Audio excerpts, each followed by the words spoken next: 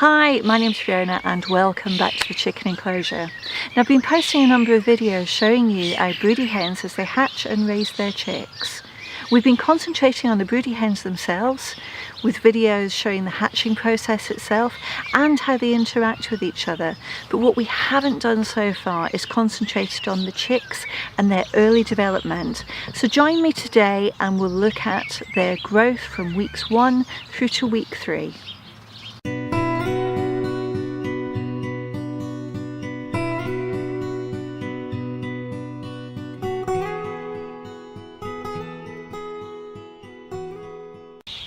A chick, when it hatches, is not an attractive little creature. It's not the fluffy little creature that you see in the Easter egg adverts, all lovely and yellow and moving around really quite easily. It has been cramped in that tiny shell for a long time, so it finds it difficult to move. It's also wet and its feathers are actually plastered against its skin and it needs time to dry out. With a broody hen, the hen will stay on top of that chick for at least an hour while it dries out. Now, I wanted to show you some footage of a newly hatched chick, but I'm actually going to show you that chick hatched in an incubator because clearly we wouldn't see it under a broody hen. So let's start there. We have 2 new chicks. And the third chick is pipping at the moment. Now, as you can see, they haven't fluffed up yet, and they have literally only just come out of those eggs. After an hour, the chicks have dried out and their feathers have all fluffed up. Now they look like that traditional chick you see with the Easter eggs. They do wander around, but it's more of a waddle than a walk. They're not used to a centre of gravity. They have been cramped inside an egg for 21 days. There's a lot of wobbling, there's a lot of wibbling, and they do actually fall down as well. Now, this is something that we have to bear in mind when we position a nest box for a broody hen. If a chick falls out of the nest in the first couple of hours, because they can't really walk, they can't negotiate gradients and they can't negotiate obstacles, there's a high probability that those chicks would actually die of hypothermia. So it's important for us that we make sure the nest box is in the main area within a coop. After 3 or 4 hours, the chicks are running around. They've picked up quite a bit of speed, but they are still unbalanced and fall over on occasion. At this stage, they don't need to eat or drink. As they're hatching from the egg, they'll absorb the yolk into their abdomen. Now, this will give them a lot of nutrition and it will actually last them for a few days. This is great for the broody hen because this means she can protect them and keep them in a safe location for a little while until she ventures out to show them where food and water is. We do provide food and water within the coop so that if she does want to feed them, she can, but at this stage it's not actually necessary.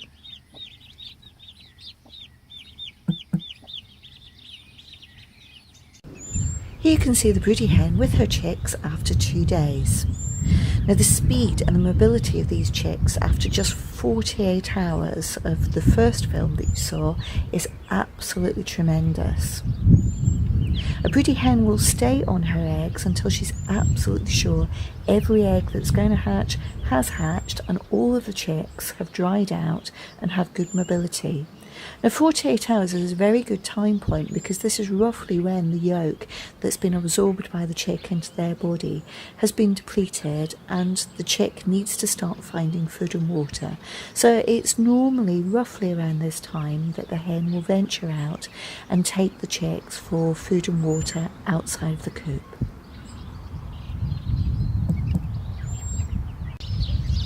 The chicks, when they only have down on their bodies and don't have a full covering of adult feathers, are unable to regulate their own temperature. So every now and again the brood hen will settle down, whether she's inside or outside of the coop, spread herself out, and the chicks will burrow into her feathers, get as close to her skin as possible and warm themselves up. They'll stay there for a little while, and then once they're warm, she'll get up and the running around and grazing and foraging for food will start all over again. Chicks are incredibly resilient and robust, and this clip demonstrates this. Now, 4 days old, these chicks have actually climbed into the sand bath with the brood hen. Unfortunately, one of the chicks gets caught up in the hen's feathers as she's bathing and gets thrown into the air.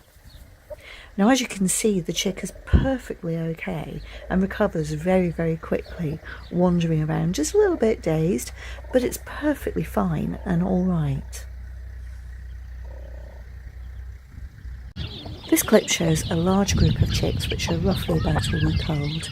There's one very large chick who you will see appear from the right at the moment. He's a lot bigger than the others. He's 2 weeks old.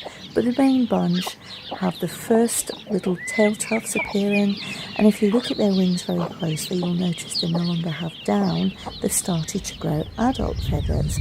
Now, over time, they will grow more of these, and they'll become more like the chick at the start of the film. He was 2 weeks old, with more feathers on the back, and eventually it will cover their entire bodies. The last place they'll get feathers will actually be on their head. They're much more mobile at this point, and they're out grazing and finding food and running around at a rate of knots like little rockets.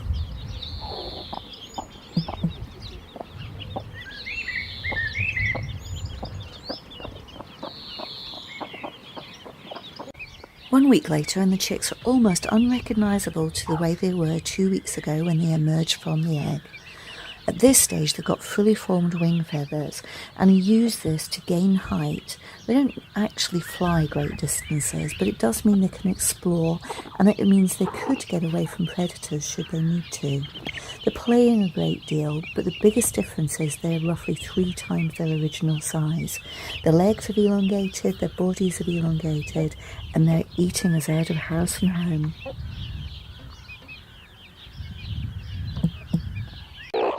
In this film you can see multiple ages of chicks, but the large one in the centre of the screen is 3 weeks old, and he almost is entirely covered with properly formed feathers. Now at this stage they're trying to find their place in the flock, and while they are deferential to the older chickens, they will swoop in and steal food from a hen's mouth if the opportunity arises. They're becoming cheeky little characters, and it's just wonderful watching them. Thanks for watching, and I hope you found that helpful. If you did like the video, don't forget to give us a thumbs up.